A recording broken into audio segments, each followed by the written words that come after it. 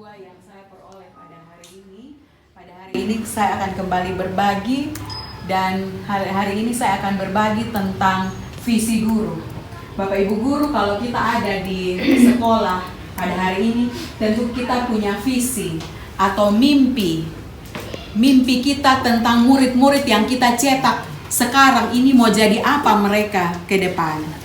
Nah, saya akan mengawalinya dengan sebuah video. Ini adalah visi saya sebagai seorang guru. Shalom dan salam sejahtera Bapak dan Ibu guru hebat. Salam dan bahagia. Saya Erwina Borensia Telmoni, calon guru penggerak angkatan 7 Kabupaten Timur Tengah Selatan. Saya mengabdi pada Sekolah Dasar Geminsoy 1. Pada kesempatan ini saya akan memaparkan tentang visi guru penggerak dengan tema Imajiku tentang murid di masa depan. Setiap orang memiliki cita-cita dan harapan untuk diraih di masa depan. Harapan, cita-cita, atau impian disebut dengan visi. Visi merupakan awal dari usaha untuk menggapai sesuatu yang kita impikan. Visi memberikan arah dan motivasi untuk meraih perubahan yang diimpikan atau dicita-citakan. Visi adalah representasi visual akan masa depan. Visi itu bagaikan membayangkan sebuah lukisan lengkap pada kanvas yang masih kosong. Visi belum terjadi saat ini, namun begitu kuat kita inginkan untuk terwujud di masa depan. Guru dituntut harus mempunyai visi yang jelas.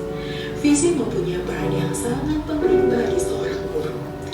Hal ini berkaitan dengan tujuan yang ingin dicapai. Seperti saya memiliki mimpi, imajiku tentang murid di masa depan. Muridku kelak harus beriman dan berakhlak mulia serta berkarakter.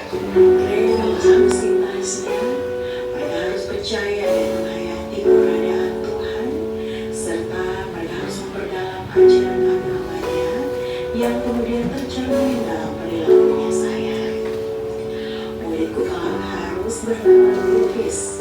Kelak mereka harus mampu menggunakan kemampuan nalar dunia untuk memproses informasi, mengevaluasinya, hingga menghasilkan keputusan yang tepat untuk mengatasi berbagai persoalan yang dihadapinya. Muridku kelak harus kreatif. Mereka harus mampu memodifikasi, menghasilkan sesuatu yang orisinal, bermakna, bermanfaat, dan berdampak untuk mengatasi berbagai persoalan, baik untuk dirinya sendiri, perasaan dan tindakannya, untuk mencapai tujuan pribadinya ataupun tujuan bersama. Muridku kelak harus memiliki kecakapan abad 21. Di masa yang akan datang, mereka harus dapat berkolaborasi dan berkompetisi dalam pesatnya pengembangan teknologi dan ekonomi global. 3 kategori utama keterampilan abad 21 yaitu learning skill atau keterampilan belajar, literasi skill atau kemampuan literasi, dan life skill memiliki kekuatan kodrat dan potensi di dalam dirinya yang jika dituntun oleh guru akan menjadi aset atau kekuatan besar untuk memajukan bangsa. Di sekolah saya mengutamakan pembelajaran yang berpihak pada murid dengan mementingkan kepentingan murid dengan memanfaatkan aset atau kekuatan yang ada untuk menyediakan suasana belajar dan proses pembelajaran yang positif serta berkualitas bagi murid. Murid di sekolah saya sadar betul bahwa dirinya adalah peserta didik yang hadir di sekolah untuk dididik, dituntun, dan dibimbing untuk mampu menjadi manusia yang cerdas, beriman, berakhlak mulia, berkarakter, kreatif, dan mandiri untuk meraih cita-cita. Saya dan guru lain di sekolah saya yakin untuk mengembangkan potensi murid secara optimal dengan berkolaborasi menerapkan pembelajaran yang berpihak pada murid. Saya dan guru lain di sekolah saya paham bahwa agar tercapai tujuan pendidikan, maka guru harus memiliki visi tentang apa yang ingin dicapai melalui proses pembelajaran yang dikembangkan adalah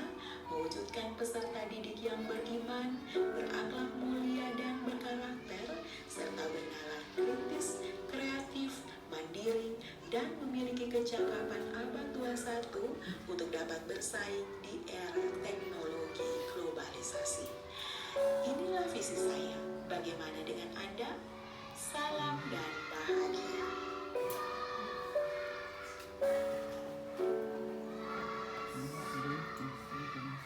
Baik, terima kasih Bapak Ibu guru hebat. Kita sudah menyaksikan video tentang visi saya terhadap murid saya di masa yang akan datang. Tadi dalam video itu saya sudah menjelaskan bahwa visi merupakan awal dari usaha kita untuk menggapai sesuatu yang kita impikan.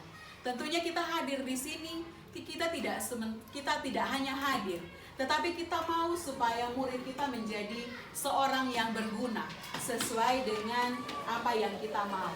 Visi memberikan arah dan motivasi untuk meraih perubahan yang kita impikan atau kita cita-citakan secara bersama-sama.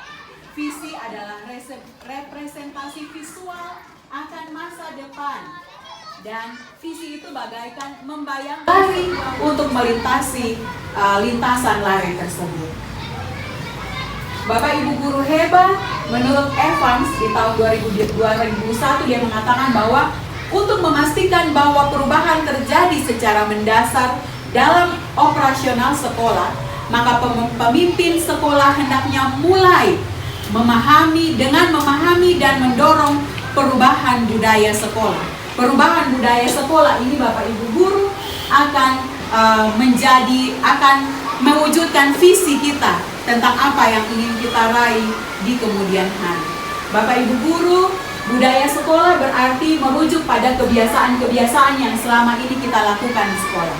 Kebiasaan ini dapat berupa sikap, perbuatan, dan segala bentuk kegiatan yang dilakukan oleh warga sekolah. Dan perubahan yang positif dan konstruktif di sekolah biasa membutuhkan waktu dan sifatnya bertahap. Jadi untuk mewujudkan visi, kita akan membutuhkan waktu. Tetapi waktu yang kita pakai itu pasti akan membuahkan hasil. Bapak Ibu guru hebat, kita adalah pemimpin perubahan yang memimpin perubahan positif. Bapak Ibu guru, untuk melakukan perubahan, pemerintah menyediakan sebuah paradigma. Pemerintah menyediakan sebuah program perubahan yang disebut dengan inquiry apresiatif. Inquiry apresiatif ini adalah sebagai paradigma, dan untuk dapat mewujudkan visi sekolah impian dan melakukan proses perubahan, maka perlu sebuah pendekatan. Maka dia butuh peralatan yang mendukung selama berlatih seperti alat-alat olahraga. Nah, dalam pembelajaran kita akan mengeksplorasi paradigma yang disebut inquiry apresiatif untuk kita pakai sebagai alat untuk mewujudkan visi sekolah impian. Bapak Ibu guru hebat, inquiry prinsip utama psikologi positif dan pendidikan positif. Semua hal bersifat positif dan kekuatan semua yang ada dalam inquiry apresiatif itu paradigma perubahan ini menggunakan kekuatan positif yang ada di dalam diri kita masing-masing. Pendekatan inquiry apresiatif percaya bahwa setiap orang ini memiliki inti positif yang dapat memberikan kontribusi pada keberhasilan. Dan inti positif ini merupakan potensi dan aset dari organisasi ini, organisasi sekolah. Kita ini adalah aset. Kita ini adalah kekuatan daripada organisasi ini, kekuatan dari sekolah ini. Dengan demikian, dalam implementasinya, inquiry apresiatif dimulai dengan menggali hal-hal positif yang ada di dalam diri kita, menggali keberhasilan yang telah dicapai, dan kekuatan yang dimiliki oleh sekolah ini sebelum sekolah ini menapak pada tahap selanjutnya dalam melakukan sebuah perencanaan untuk mencapai perubahan. Selanjutnya, mengelola perubahan positif. Bapak Ibu guru hebat, inquiry apresiatif di sekolah. Kita akan mencoba menerapkannya melalui tahapan dalam inquiry apresiatif yang di dalam bahasa ambil pelajaran dari perubahan yang kita inginkan ini. Kita ambil pelajaran, misalnya kita belajar dari pengalaman-pengalaman. Mungkin ada guru-guru di dalam sekolah ini yang memiliki pengalaman-pengalaman yang dapat membantu kita untuk melakukan perubahan. Jadi di sini kekuatan yang ada di dalam sekolah ini kita gunakan sebagai pelajaran untuk kita bisa berubah. Yang berikut kita gali mimpi. Kita gali mimpi berarti kita berusaha untuk berpikir kira-kira dari perubahan yang saya mimpikan, yang saya inginkan itu kira-kira apa yang ingin saya dapatkan pada masa yang akan datang. Setelah itu, setelah kita menggali mimpi, kita akan menjabarkan rencana. Kalau kita sudah bermimpi, tentu kita akan berencana untuk meraih mimpi tersebut. Kalau kita mau menikah pada tahun ini, pasti mulai sekarang kita sudah berusaha bagaimana caranya untuk mempersiapkan diri supaya kita bisa menikah di tahun ini. Kalau tahun ini tertunda, pasti persiapan kita belum matang, sehingga kita akan melanjutkan lagi di tahun yang akan datang. Setelah kita jabarkan rencana, kita atur eksekusi. Kita sudah rencana, setelah itu kita harus atur eksekusi supaya itu rencana jangan tinggal rencana. Saya apresiasi apa yang dilakukan oleh Ibu Kepala Sekolah. Ini adalah perubahan itu.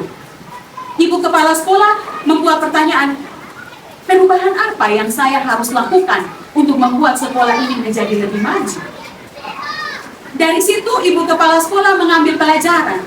Saya bisa ambil pelajaran dari sekolah-sekolah lain, sekolah-sekolah di IPK. Bapak Ibu Kepala Sekolah dan Ibu Salome kemarin sudah pergi dan studi banding tanpa hujan. Di situ mereka ambil pelajaran. Pulang sampai rumah pasti kita tidak akan melakukan belajar secara mandiri. Tetapi perubahan itu sudah dimulai hari ini, direncanakan mulai dari hari Jumat setiap minggunya guru-guru akan belajar dari platform Merdeka Mengajar. Selain itu juga ada potensi-potensi dari Bapak Ibu Guru yang kita bisa pakai supaya kita bisa merencanakan perubahan itu. Setelah itu, setelah jabarkan rencana, kita akan mengatur eksekusi. Atur eksekusi itu berarti yang seperti Bapak Ibu Kepala Sekolah lakukan hari ini. Ibu Kepala Sekolah sudah direncanakan dari minggu-minggu yang lalu, direncanakan dari hari-hari yang lalu, dan hari ini sudah mulai mengeksekusi. Di mana hari ini kita sudah mulai belajar. Kita sudah mulai belajar tentang kurikulum Merdeka. Dan apa yang akan kita lakukan, prakarsa perubahan yang hari ini kita lakukan tentu akan membuahkan hasil yang manis, yaitu apa? Visi kita ke depan pasti akan kita wujudkan secara bersama-sama. Bapak Ibu, sebagai pendekatan manajemen perubahan, tahap pertama dari Bagja itu buat pertanyaan seperti yang tadi saya sampaikan. Yang berikut ambil pelajaran, lalu gali mimpi, jabarkan rencana, dan atur eksekusi. Nah, ini adalah tahapan Bagja yang tadi saya sudah jelaskan kepada kita.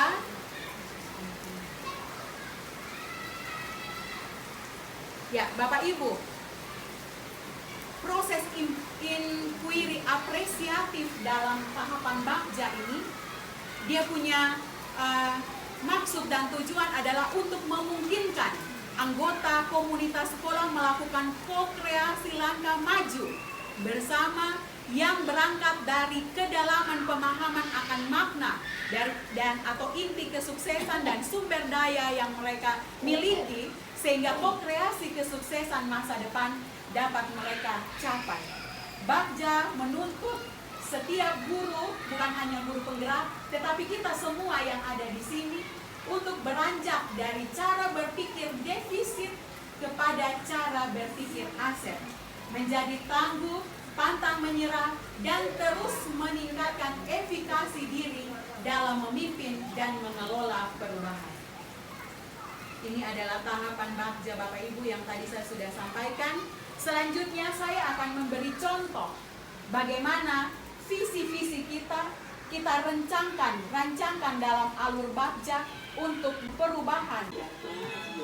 Kami dari kelompok 2 calon guru penggerak angkatan 7 Kabupaten Timur Tengah Selatan yang terdiri dari Pak Herman Kase, Pak Jerry Veo, Pak Arif Pikhau, Ibu Inje Pao, Ibu Maria Melaya, dan saya sendiri Elina Telmoni akan menyampaikan pemaparan kami tentang prakarsa perubahan untuk mewujudkan visi. Setiap orang memiliki cita-cita dan harapan untuk diraih di masa depan. Harapan, cita-cita, atau impian disebut dengan visi.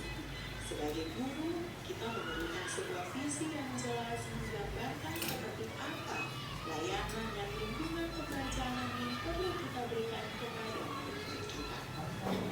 Keyakinan kita atas visi itulah yang akan terus membuat kita terpacu untuk melakukan peningkatan kualitas diri serta menguatkan kolaborasi di lingkungan kita.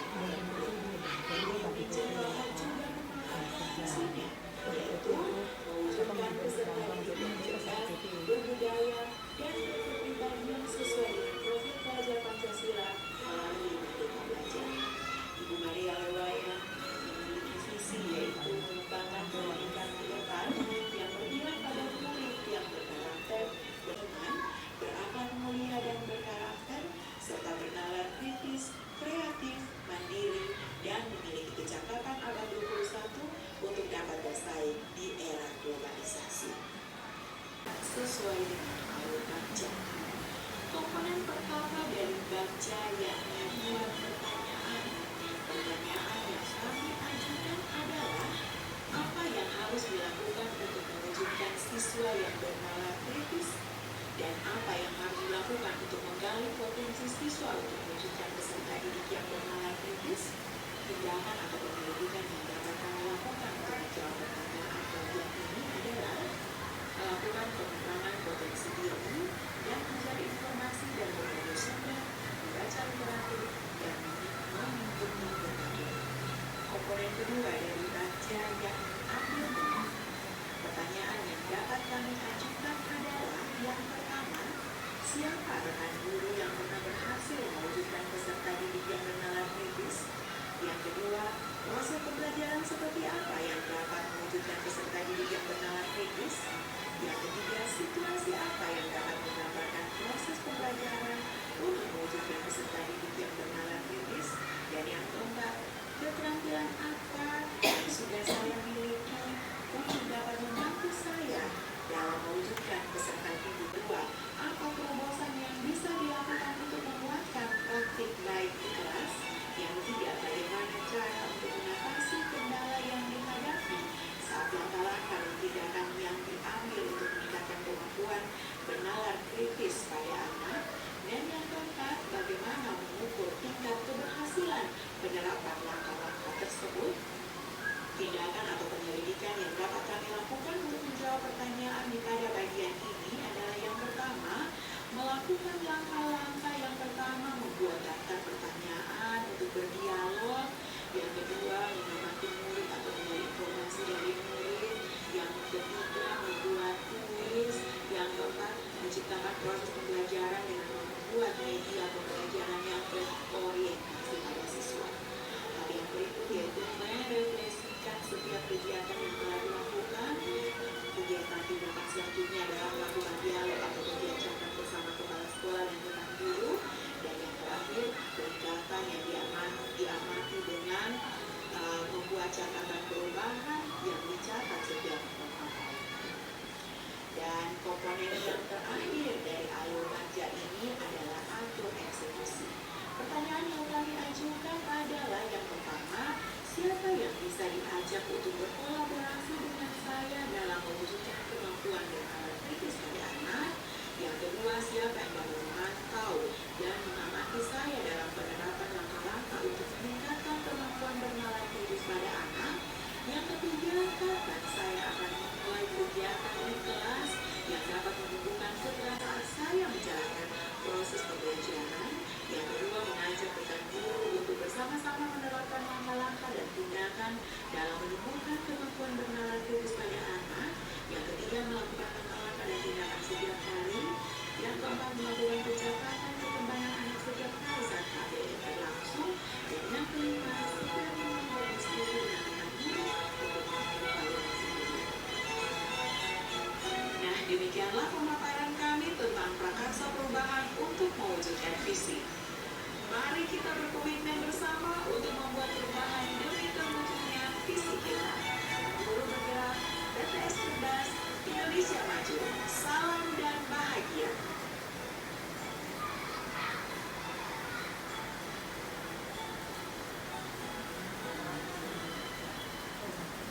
Ya, baik Bapak Ibu guru hebat. Itu tadi rencana bagja yang bisa kita lakukan untuk mewujudkan perubahan yang kita mau agar dapat tercapai visi sekolah impian di sekolah kita. Dengan berakhirnya video tadi, maka kegiatan sosialisasi pada hari ini tentang visi guru saya cukupkan sampai di sini. Kiranya apa yang sudah saya bagikan kepada Bapak Ibu guru hebat dapat berguna dalam tugas dan pelayanan kita di sekolah ini untuk kemajuan sekolah ini. Salam dan bahagia, shalom, selamat siang, Tuhan memberkati kita semua. Shalom.